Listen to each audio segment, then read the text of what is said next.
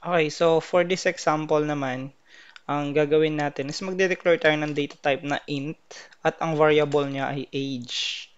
So, again, no, yung data type is, which is yung int, ito yung magde-decide kung anong klaseng value yung gagamitin. And in this case, pag sinabi mong int, integer po yun, so number siya.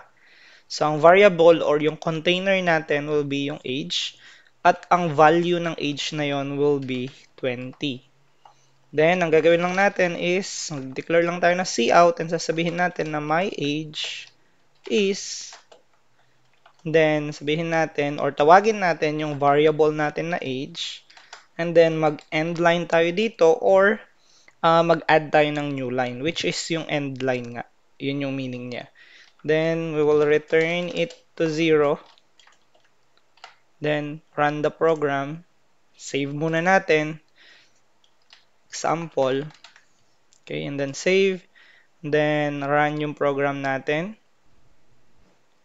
At you can see, ang sabi dito, no match for operand na greater than.